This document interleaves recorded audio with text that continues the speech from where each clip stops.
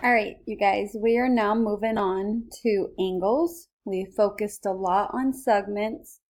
We found the distance between 2 points. We found the measure of segments. We found out different measures of different parts of the segments, the midpoint of a segment. Now we're going to focus on angles, how to name them, and how to find the measure of angles. So first we have, what is an angle? An angle is a geometric figure created by two non-collinear rays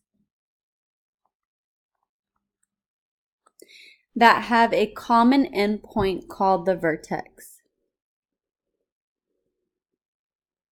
So remember, non-collinear means not on the same line. So we have two rays that are not forming a line. So that means we do not have this. Remember, this is opposite rays. So that's not what it's talking about.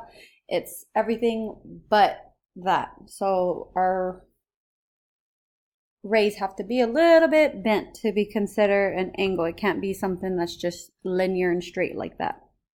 Remember that a ray has an endpoint.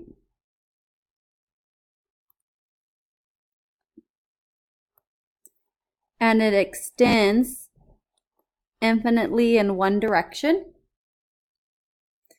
The rays that form an angle are called the sides.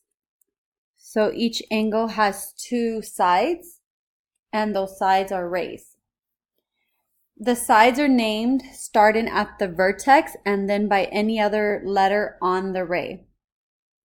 So if we look at our angle, H is our vertex.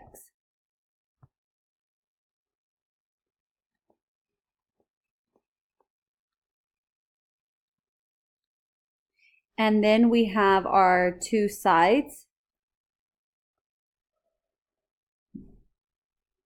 So we have this side right here, which is a ray, and we call that side HI. Make sure you put your ray symbol above it. And notice what I started with. I started with the vertex first. The other side, our other ray, and our other side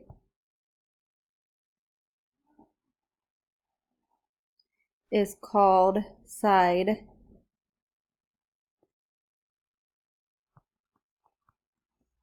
HK. And again, I started with the vertex first. So that's how we name the sides of an angle. Now we're going to talk about how to name an angle.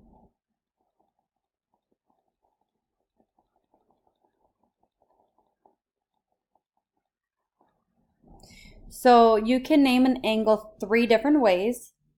The first way is that we can name an angle by 1 point on each ray with the vertex in the middle. And the vertex would be in the middle. We can name an angle by the vertex if it is not shared. So shared means that if it has three or more rays, which creates multiple angles, then they have the same vertex. So if we look at both of our pictures, if we look at this one and this one over here is shared since it has multiple angles being shared by the vertex. This one over here doesn't share the vertex. So we can name this one by the vertex, but we cannot name that one by the vertex since it's shared. Now I'm going to erase all this because I don't want you scribbling on your notes. Or we can name an angle by a number. So the number cannot have a degree symbol. So if we look at all of our numbers in our angles, they do not have degree symbols on them. So that means it's the name of the angles. If you were to see degree symbols on them, that's that little circle, then those are the degree of the angle. That's the measure of the angle. We cannot name angles by the degree. So if we want to name this first angle by the first way, we would name it by all three letters with the vertex in the middle. So we can say angle FGH, the vertex in the middle. Or we can say angle HGF with the vertex in the middle. So you have to name it by 3 points. 1 point on each side and with the vertex in the middle. Or we can name it just by the vertex since it's not shared. So we can say angle G. Or we can name it by the number since there's no degree symbol. So we can say angle 1. So those are 4 different ways to name that angle. I do not expect you to name each angle all 4 ways, but I want you to be able to notice all different ways to name it. For our next image, we have multiple angles on it, so we're going to focus on different angles and naming them. First, I want to focus on the outer angle. So to name that one, we would call it angle ROV or angle VOR. Again, our vertex is in the middle. This is our vertex. This one does not have a number, so even though there's numbers in the middle, this number belongs to this little angle, this number belongs to this angle, and we cannot name it by the vertex since the vertex is part of all of the angles. Next, I want to focus on this angle here. So we can name that angle ROE or angle EOR. Again, my vertex is in the middle. Or we can name it by the number 2, so we can call it angle 2. And then my last angle is this angle here. We can name that angle EOV or angle VOE or angle 3. So that's how you would name all the angles shared by vertex O, but we cannot name it vertex O since it is shared. All right, so you're going to practice some of these problems on your own. There will be questions that pop up for you to be able to practice them. And then we're going to move on to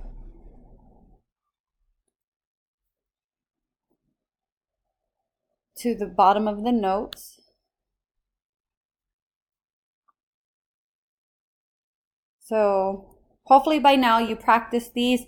Let me just go over the solutions with you to make sure you did do them right.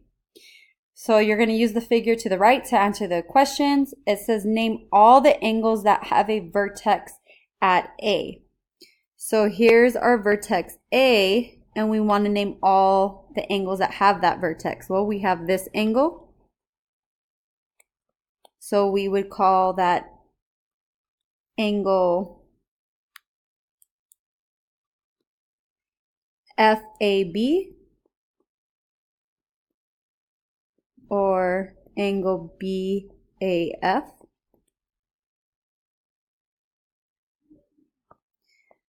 We have this angle here that has a vertex of A, so we can say angle FAE. We can say angle EAF, or we can say angle 3.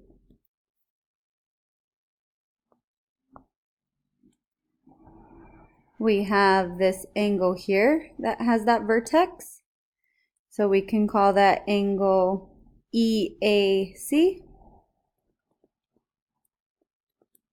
angle CAE,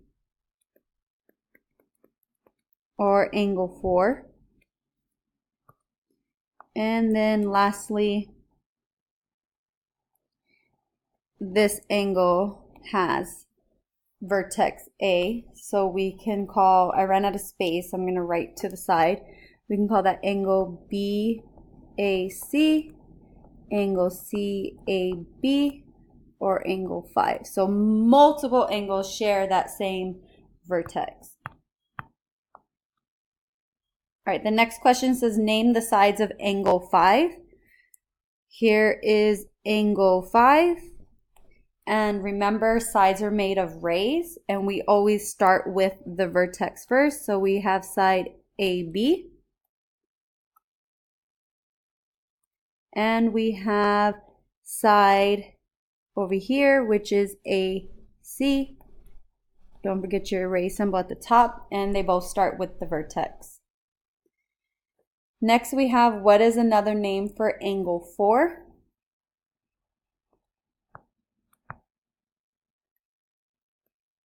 Angle 4 is this angle here, and we've already named this one before. This is angle EAC or angle CAE.